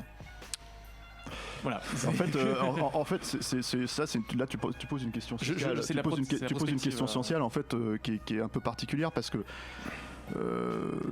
Moi j'ai pas de problème avec ces films là, j'ai pas de problème avec ce qu'ils sont censés représenter, j'ai plus un problème avec la façon dont ils sont vendus, c'est ça. Et c'est un gros problème en fait, parce que pour le coup tu vois, tu parles de Black Panther et l'importance de Black Panther, déjà cinématographiquement parlant, moi personnellement je trouve ça pourri, mais vraiment si je parle de cinéma pur, si je parle de ce qui est sociologique là-dedans, et là on sort vraiment du western, il y en a eu des films comme ça avant, il y en a eu. Donc il y avait Shaft par exemple, genre Shaft ou et là les gens diront ouais mais c'était pas un réalisateur noir, sauf que mais le truc c'est que c'est pas un producteur noir. Tu vois, je peux leur opposer ça aussi si tu veux sur Black Panther. Donc au bout d'un moment, enfin je veux dire, c'est un débat qui se mord la queue pour moi. Et je comprends que c'est important. Je comprends en fait, voilà. C'est juste que il faut pas minimiser. Enfin, le premier super-héros noir, c'était Black Panther peut-être chez Marvel, mais le truc c'est que Blade, il y a 20 ans avec Wesley Snipes, ça existait aussi, quoi. Je veux dire, et on n'en faisait pas, on transformait pas ça en débat en fait autour du truc. C'est-à-dire que le film il se valait pour ce qu'il se valait, et puis les gens l'apprécient ou pas, quoi. Mais là, le problème que j'ai avec Black Panther, c'est que je pense que, on sort complètement du western. Et je pense qu'en fait, on a l'impression qu'on peut plus vraiment juger la qualité du film. Indépendamment de son importance en fait, sociologique, historique, etc. Il y a le risque d'ouvrir une boîte de Pandore si on. Ce qui est dommage. Ce qui est dommage parce que personnellement, je trouve que c'est pas un bon film. Ok. Vous avez envie de rebondir dessus ou sinon on peut aborder le point suivant du débat, Grégoire? La plupart des westerns, en tout cas que j'ai vus, donc c'est moins que la moitié du plateau ici, enfin tout le monde. Mais bref, ceux que j'ai vus, en tout cas, il y a une réflexion que je m'étais faite, c'est que le western, ça n'a jamais été un film très dense intellectuellement. Il n'y a jamais un traitement. J'ai dit dense intellectuellement, j'ai pas dit riche. C'est un univers très très riche, avec des thématiques qui sont riches, des motifs qui sont riches, voilà. C'est la qualité, c'est ce qui fait ce film. Mais il est jamais très dense intellectuellement, dans le sens où Bon, ça reste une histoire de mecs qui vont se flinguer sur la gueule pour s'approprier des terres, des femmes ou des chevaux, et fin de l'histoire. Disons que c'est plutôt une unité de sens qu'on prend le temps d'explorer bien plutôt que plusieurs unités de sens qu'on essaie de juxtaposer. La richesse du western elle est dans son décor, la richesse d'un bon western par exemple elle est dans son scénario qui est une condition sine qua non d'un bon western, et dans par exemple les villes. On peut aller voir, est-ce que cette ville c'est juste un décor de studio qui a été fait 3 heures avant et qui est réexploité, fait western après western, ou est-ce qu'il y a une vraie disposition, une vraie intelligence dans l'environnement. Voilà, c'est ça c'est dans ce sens là qu'un western est riche. Après voir Clint Eastwood taper sur je sais pas moi. Regarde Jodorowsky quoi, si tu trouves que c'est intellectuellement c'est bas du front en fait. Tu vois le western. On peut toujours chercher une exception, mais globalement. Non mais je suis d'accord avec toi, mais après il faut quand même voir dans les années 50-60 le western c'était comme disait Stéphane, c'est nos films Marvel du moment, tu vois. Ils sont pas très denses intellectuellement les Marvel. Il y en a beaucoup, exactement, il y en avait beaucoup qui sortaient pour le plus grand nombre. Marvel ils essayent de te les vendre en fait, pour les trucs intellectuellement. Oui, ça c'est clair. Eux à l'époque ils disaient juste il y a le nouveau John Wayne qui est sorti, venez le voir au drive-in du coin, ils cherchaient même pas à te le vendre plus que ça, c'est tout. Tu vois que Marvel ils en font tout un truc etc, alors que pourtant on parle bien au niveau market, au niveau com, c'est exactement le même genre de film en vrai au niveau. Moi je suis pas du tout d'accord, mais après ça pose la question de qu'est-ce qui est intelligent, dense ou voilà profond quoi, tu vois, je veux dire c'est... Est-ce que Mea avait mis sur la table le sujet du jeu vidéo, est-ce qu'on peut peut-être l'aborder maintenant qu'on est quand même suffisamment loin dans le débat? Désolé Lorraine, tu voulais ajouter quelque chose? Non, si ce n'est qu'aujourd'hui on commence à voir des westerns qui ne sont pas vus spécialement par les héros blancs, par justement le mythe de l'américain blanc, mais pas mal par les noirs et justement par les natifs. Oui. On commence à en avoir de plus en plus. Donc pour toi c'est le début de quelque chose d'intéressant si on le met entre les bonnes mains et avec les bonnes intentions. C'est on va ça. dire. Ok. Pour le jeu vidéo, du coup, Mea commençait à donner un petit peu les horizons avec, disons, l'affordance, le langage du jeu vidéo où ce que l'on voit désigne ce qu'il faut faire. Donc typiquement le western, un ennemi, on lui tire dessus. Mais est-ce qu'on peut pas pousser ça un petit peu plus loin? Je pensais notamment hors plateau, Florent, on a discuté de ça. Est-ce que The Witcher n'est pas un western, par exemple? Est-ce que les mécaniques du monde ouvert, finalement, c'est pas l'appropriation ultime des codes du western par le jeu vidéo? Le Witcher, rien qu'à la base, dans l'histoire, dans les codes narratifs qu'emploie son auteur, c'est un western, parce que le cavalier solitaire qui défend la veuve et l'orphelin contre des hordes là c'est des monstres en l'occurrence, mais contre la nature justement, contre cela. Clairement, c'est des codes du western à la base, The Witcher. Donc que ce soit les livres, les jeux et même la série télé polonaise, regardez-la, c'est très bien. Non, je déconne. Non, mais Witcher, il y en a plein d'autres. Je sais pas, on pourrait même parler. Il y a eu plein d'autres choses. Je parlais de Destiny tout à l'heure. Destiny, c'est exactement la même chose. C'est des codes du western qui on se bat contre des choses, tu vois. Mais même tous les, enfin là je pars loin, mais même tous les RPG traditionnels, c'est-à-dire ce côté, on est un groupe d'outsiders qui vont de village en village pour régler les intrigues locales et on avance et on. Est-ce qu'il n'y a pas, enfin Grégoire, parce que en fait, un peu perplexe là-dessus. Le point commun dans tous ces jeux, moi, je retiens plutôt la promesse d'immersion en fait. On en parlait tout à l'heure, on n'a pas eu le temps de rebondir là-dessus sur Red Dead Redemption, le 2. On peut y revenir. Hein. Mais quand tu penses à Red Dead 2. Tu sais que tu veux te plonger dans cet univers qu'est le western et que toi aussi tu as mythifié en quelque sorte, parce que tu as intégré ces codes qui sont omniprésents. Et derrière, ça passe par des mécaniques, par exemple attraper un cheval au lasso, c'est typiquement le genre de truc qui peut faire que tu vas avoir une vraie immersion.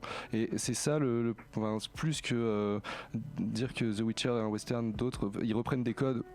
Sûrement, comme beaucoup d'éléments, on l'a dit, mais pas sûr que ça soit un western qui les lie, c'est le côté, oui, on va avoir une immersion dans l'univers du western. Attends, c'est ce que j'ai dit qu'ils reprenaient les codes, j'ai pas dit que Witcher était un western. Par rapport à la question d'origine il en reprenait tous les codes. Après, c'est dans un contexte de fantasy, quoi. Oui, bien sûr, c'est pour ça que c'est un contexte différent, je n'appellerais pas ça un western. Ok, voilà. Cowboy Bebop, contexte différent. Pourtant, c'est un western. c'est complètement référencé. C'est assumé. Trigun, c'est pareil. C'est-à-dire que Witcher 3, je suis pas sûr que ça soit totalement assumé, plus que digéré. C'est-à-dire, ce que j'entends par là, c'est que c'est assez évident, tu vois, quand tu regardes ça. Cowboy, Bebop. Hein, voilà, c'est ça. Même si c'est pas une musique de western forcément, même si c'est pas, voilà, etc., il y a une façon d'assumer qui est complètement, qui est postmoderne, quoi, en fait, comme dans Star Wars à l'époque, quoi. C'est un paysan, garçon vaché, en gros, qui rêve de la frontière, quoi. Et alors que le truc, c'est que oui, la digestion en fait des codes en soi, c'est que c'est une digestion mythologique, hein. C'est-à-dire que en gros, finalement, le western, il s'est emparé de la mythologie en soi pour construire ces codes-là. Et je pense qu'au fur et à mesure du temps et au fur et à mesure du fait qu'il y ait beaucoup de films, beaucoup de récits de manière générale, bah oui, je pense que c'est rentré dans l'inconscient collectif, quoi. Donc au bout d'un moment, tu retrouves ces choses-là assez facilement dans certains jeux vidéo. Tu peux voilà. Mais après, les vrais jeux de western, il y en a pas tant que ça. Et voilà, je pense que Red Dead, la grosse différence pour moi en tout cas, c'est que c'est effectivement, comme tu me le dis, c'est un truc qui te fait rentrer dans cette vie-là. Parce que les films ne peuvent pas forcément se permettre non plus. Ils ont 2 heures, 3 heures, et voilà, quoi.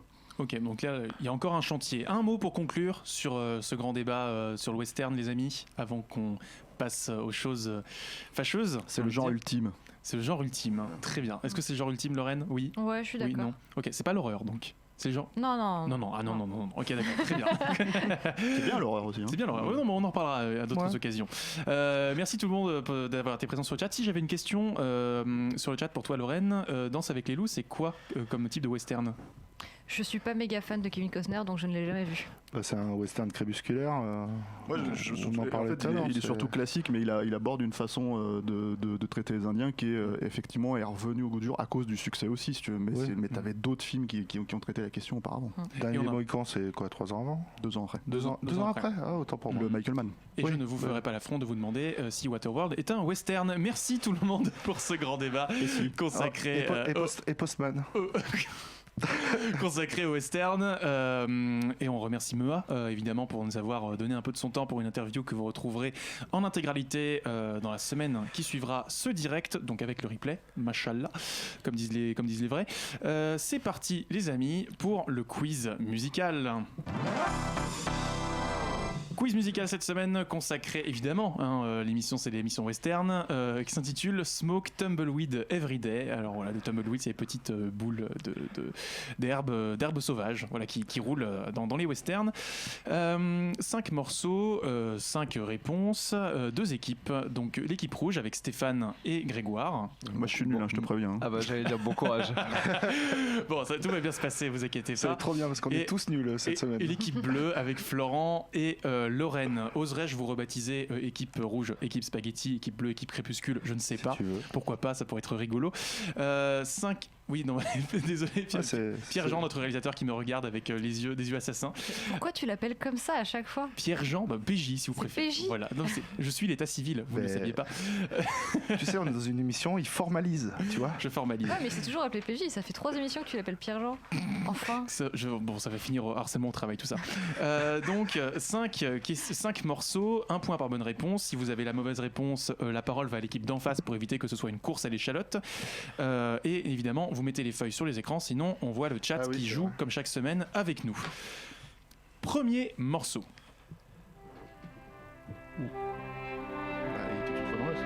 Ah non. Team Crépuscule, c'est pour vous. C'est... Oh putain, merde. Je l'ai. Alexis, je l'ai. Ah, il l'a. Putain, 5. Ah mais oui, putain, 4. 3. Putain, j'ai pas le je nom, sais c'est terrible. J'en peux plus. Il est posé sur le plateau, c'est le bon l'abruti de truand. Le bon l'abruti. C'est Ecstasy of Gold. Quand le truand arrive au cimetière. Bravo. Yes. Ah là là, yes. Premier point de Grégoire, c'est fantastique. Ça va, tu l'as revu cette semaine aussi. Oui, absolument, oui. Tu vois. Moi, la dernière fois que je l'ai vu, c'est peut-être il y a 5 ans, tu vois. Alors, tu as fait mon travail à ma place, The Ecstasy of Gold par Ennio Morricone sur la bande-son du Bon, la Brute et le Truand. Tu vas voir, je vais t'avoir. Il Buono, Il Bruto, Il Cattivo. On rappelle le titre original. En fait, même facile le quiz, je vais quand même être nul. Ah, faut quand même le faire, quoi. D'accord. T'es comme moi, t'es genre, mais oui, je le connais, mais genre, impossible. Tu sais, c'est ce cousin que tu vois un déjeuner de famille, tu fais. Toi, ça va ? C'est exactement ça qui m'est arrivé, c'est terrible, c'est honteux. On me fait signe, deuxième morceau. quoi. Ça c'est Red Dead Redemption. Bien. Bravo, 2-0 pour l'équipe rouge. Peux-tu nous dire un petit peu plus sur ce morceau, Stéphane? Si je dis pas de bêtises, parce que j'ai fait le jeu qu'une fois à l'époque, je crois que c'est le morceau quand tu arrives au Mexique, Tout à fait. juste après la traversée du Rio Grande. Tout à fait. Far Away par José González. Bravo. Voilà, donc sur la bande son de Red Dead Redemption, un petit truc de guitare et tu l'avais. Ça me faisait penser au début de Gerudo Valley. Ah non, c'est Gerudo Valley, c'est un petit peu plus chantant. 2-0 pour l'équipe rouge, équipe Spaghetti. Donc troisième morceau. Wild Arms. Bravo, équipe bleue, 1 point. Donc Meilleure intro de tous les jeux vidéo ever. Oui, il est vrai. Wild Arms disponible sur PlayStation Classic à partir de la semaine prochaine. On rappelle 100 € pour un catalogue de ROM. Mais un très bel objet. Michiko Naruke, Into the Wilderness, thème d'introduction de Wild Arms, RPG de la PlayStation, qui se déroule dans un setting un peu Far West. Voilà. Donc on revient toujours au classique. Très bon RPG. 2-1 pour l'équipe rouge. Quatrième morceau. Ça c'est Mon nom et personne. Oui. Oui. Très bien. Mon nom est personne. Toujours Ennio Morricone. 3-1 pour l'équipe rouge, mon Dieu. Ils ont gagné. Oh là là, ils ont. Non, c'est bon. Ils ont de l'avance, effectivement, mais on finit pour le beau jeu quand même. 3-1 pour l'équipe rouge. Donc, effectivement, Ennio Morricone, My Name is Nobody, thème principal de Mon nom est personne. Je n'ai plus le titre en tête, donc si vous pouvez m'aider. Sinon, tant pis. C'est déjà le 5e morceau et on est parti.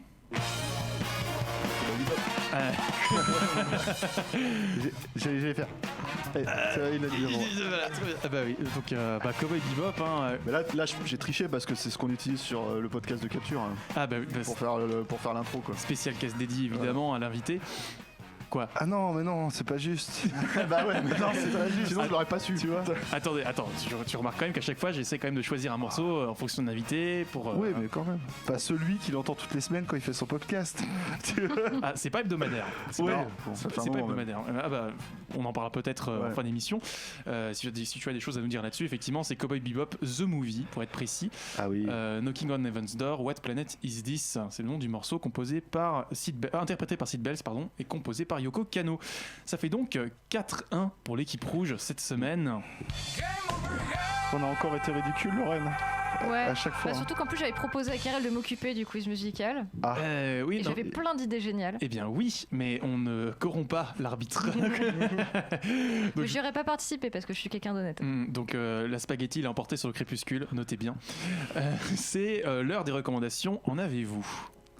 Stéphane, peut-être pour commencer. En fait, si je devais recommander un western qui est un film que j'adore vraiment et qui est très très mal aimé, ça serait Mort ou Vif de Sam Raimi, de 1995 avec Sharon Stone, Leonardo DiCaprio et Gene Hackman, voilà, qui est un film très très particulier parce que c'est le style de Sam Raimi, c'est-à-dire le style d'Evil Dead et de Darkman, appliqué au western. Et en fait, pour moi, ça fonctionne du tonnerre. Il y a des gens qui considéraient que c'était une espèce de parodie, ce qui est pas vrai du tout en fait, parce que c'est un film qui est extrêmement solennel, très premier degré dans ce qu'il raconte en fait, mais qui digère une espèce de narration qui est celle de Sam Raimi. C'est-à-dire que là, dans l'absolu, alors là, si Léon poussait les potards à 12, on va dire que là, il pousse les potards à 20, ça va 28 000, voilà, et mettre dans une construction. En fait, moi, ce que je trouve formidable là-dedans, c'est que tout ce qui est ces mouvements de caméra complètement dingues, en fait, c'est cette construction en fait de la mise en scène, c'est généralement le point de vue, et comme toujours chez Sam Raimi d'ailleurs, le point de vue en fait de ces personnages. Ce qui fait que ça pourrait paraître complètement extrême quand tu regardes le film un peu de manière extérieure, mais quand t'es appliqué en fait par les spectateurs, ça fait complètement sens et c'est brillant quoi. Et je me permets de faire l'écho de Mea. Pour lui, c'est la meilleure adaptation de Street Fighter au cinéma. Voilà. Avec les codes du western. Donc. Oui. Florent. Oui, le pas tort. Moi je vais recommander. J'ai cherché un peu, puis c'est facile. Je me suis dit à quoi j'ai joué toute la semaine à part Red Dead. Et j'ai joué à Artifact. Figure-toi, le nouveau jeu de Valve. Donc le nouveau jeu de cartes de Valve, quand même nouveau jeu de Valve. Quand même le dire, ça fait genre 10 ans. Pas sorti un jeu. Oui. Et là ils sortent un jeu de cartes. Donc à ma grande surprise, c'est vraiment super bien. Vraiment cool le système de jeu, donc créé par Richard Garfield, le créateur de Magic l'Assemblée pour rappel. Et c'est vraiment super cool. Donc un système de jeu avec 3 zones différentes et il faut gagner 2 des 3 zones pour gagner la partie. Ou alors péter un peu comme dans LoL, péter le Nexus adverse quand tu as réussi dans une seule zone pour gagner la partie. Et c'est vraiment bien, des bons combos, des bonnes cartes. Un jeu payant. un jeu payant certes, même chose que Magic, tu payes ton jeu, t'as des boosters, les boosters tu les rachètes, par contre tu peux revendre les cartes derrière, donc voilà. Il y a quelques cartes qui sont un peu pétées pour l'actuel, j'espère qu'ils vont les buffer, je sais pas, on va voir, mais tu vois. Et pour la petite anecdote, la carte sur le marché, la carte qui se vend le plus cher, se vend plus cher que le jeu. Voilà. Donc si tu la revends, tu t'es fait rembourser ton jeu déjà. Très bien, voilà. C'est noté. Donc je te demanderai pas si ce jeu financera Half-Life 3, parce que la réponse est non. Et non, voilà, très bien. Ça financera peut-être Firewatch 2. Il est dans les limbes des ordinateurs de Valve. Voilà. Les limbes de quoi Des ordinateurs. Grégoire. Pour Marocco. Bah oui.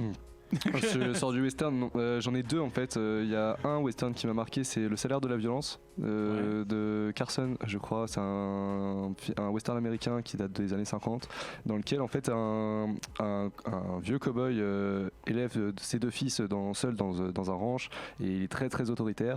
Et en fait, un de ses fils devient pacifiste et anti-armes, et l'autre devient hyper violent et bagarreur, et voilà, et finit par tuer le meilleur ami de son frère. Et donc c'est tout. En fait, il y a un examen incroyable de comment on fabrique une brute épaisse et comment on fabrique voilà, du rapport entre parents-enfants et de comment on peut fabriquer l'équivalent d'un fasciste concrètement. Et c'est un film qui m'a beaucoup marqué. Et autre film, c'est La Vague de Grand Sel. C'est un film qui date de 2008 et qui en fait qui reprend une expérience de psychologie de l'école de Palo Alto. C'est l'histoire d'un professeur en Allemagne qui, face à la conviction d'une de ses classes qui était persuadée que plus aucun régime autocratique ne pourrait surgir dans ce pays, décide de faire une expérience d'une semaine, et en fait livrés à eux-mêmes, ces étudiants remettent en place une sorte de dictature qui lui échappe totalement, et c'est très très intéressant comme film. Très bien. Lorraine, pour finir, le mot de la fin. Moi j'ai deux petites recos du coup. Rio Bravo, qui est mon western préféré avec Il était une fois dans l'Ouest. C'est un film absolument merveilleux que j'ai découvert grâce à la classe américaine. Voilà. Il n'y a pas de mauvaise porte d'entrée. Comme Les Hommes du Président aussi. Ça, je peux pas le regarder. Ouais, c'est vrai. Je peux plus. Chaque fois, tu penses à Wish Lorraine. C'est terrible. Ah non, mais c'est terrible. Mais Rio Bravo, c'est vraiment un western excellent que j'aime d'amour, quoi. Avec en plus, il y a un casting génial. Il y a Dean Martin, Ricky Nelson et John Wayne. Et Walter Brennan, le vieux un peu bizarre. Et comme deuxième recommandation, en fait, je vais expliquer pourquoi je suis très fatiguée aujourd'hui. C'est que hier, en fait, il y avait la finale du 48 Heures Film Project, donc faire un film en 48 heures. Et avec mon équipe, on a eu comme thème le western. Et on a eu le prix du meilleur scénario. Bravo, voilà. Bravo. Et il est disponible sur YouTube, ça s'appelle La Cofurse. Voilà. Très bien. Donc un petit peu d'autopromo, ça ne fait jamais de mal. C'est un western. La Cofurse, c'est écrit comment? C-O-2-F-U-R-S-E. Très bien. De l'équipe Mammouth Cornichon. Très très bien. On regardera ça. Voilà. Bravo. C'est quand le prochain épisode de Shake Up? Du coup, je te titille. Tout de suite, puisque en janvier, je sors un podcast. Très bien. Oh là là, attention, restez connectés. Ouais. On en parlera peut-être à d'autres occasions, ouais. Mais à mon avis, il y a des choses à dire. Oui. Mes recommandations, on me dit que j'en fais trop, donc je vais être extrêmement rapide. J'ai vu cette semaine, très rapidement, Deadman de Jim Jarmusch, fantastique, chamanique, à contre-courant de tout ce que j'ai pu voir avant. C'est vraiment extraordinaire. O Brother des Cohen sur la dimension mythologique de l'Ouest et comment le mythe de l'Ouest peut être plus inclusif, met à la porte, disons, la définition antique de l'épique qui consiste à faire nous contre eux, et comment on met littéralement Homère à la porte. Je vous laisse voir le film pour savoir ce qui se cache derrière cette formulation. Et pour finir, ma recommandation, c'est Wild Arms 5 sur PS2. Voilà, un petit jeu, un petit JRPG des fagots. C'est pas forcément le Wild Arms le plus connu, comme disait Florent en antenne. C'est le seul que j'ai pas fait, tu vois, ce qu'on disait tout à l'heure. Et il est vraiment très très bien. Il y a un petit côté tactical dans les combats, parce que c'est des combats par case, du coup avec des hexagrammes. Et il faut se positionner, t'as des systèmes d'alignement, des attaques de zone, etc. Le script est complètement pété. C'est-à-dire que ne jouez pas au jeu pour son scénario, parce que c'est vraiment du mauvais Tales of, donc n'y allez pas pour ça. Mais l'univers est suffisamment prenant, la bande son est incroyable, le système de combat est très très très amusant. Et vous le bouclez en une quarantaine d'heures. C'est un JRPG assez court, très très amusant, je me permets d'insister, et il se trouve pas cher en plus, donc allez-y, il y a plein de secrets dedans. C'est tout les amis. On a le droit de recommander une boisson juste pendant le thème, je recommande le whisky. Voilà. Au revoir messieurs dames. Très bien. Les amis, comme le dit la phrase consacrée, c'est la fin des choux. Et c'est la fin de cet épisode d'Hyperlink, on espère que ça vous a plu. Stéphane, Où peut-on te retrouver? Nos ciné. Parce que c'est assez régulier pour le coup. J'ai écrit un livre sur Die Hard aussi, là, qui est encore en kiosque sur Rokirama, voilà, un hors-série, avec plein d'interviews en fait de tous les gens qui ont bossé sur le film à l'époque. Donc je suis assez content en fait. C'est pas pour m'envoyer des fleurs, mais voilà. Qui est encore en kiosque, voilà. Donc et puis après, je sais pas. Capture Mag, normalement ça va revenir, hein, mais juste j'espère fin de l'année ou plus tard début de l'année prochaine. Très bien, je suis un sagouin car je n'ai pas pris la recommandation de Shoeisha sur le chat qui nous recommande Soleil Rouge, qui est sûrement l'un des mélanges cinématographiques les plus improbables. On rappelle Toshiro Mifune, Claudia Cardinal et Alain Delon, si je dis pas de bêtises. Il y a un petit concours aussi sur Twitter aussi. Très bien, on va écouter. Non, le concours sur Twitter, plus tard, avec le replay. On l'annonce pas en direct. Merci à toutes, merci à tous de nous avoir suivis. Merci à PJ et PJ et Léo à la réalisation. Merci à Elisa et Charlie à la production. Merci Florent, merci Lorraine, merci Grégoire, merci Stéphane d'avoir répondu à notre invitation. Et on se donne rendez-vous la semaine prochaine pour une spéciale Spider-Man en compagnie de Kevin Elarbi et Daniel Andreev. À la semaine prochaine.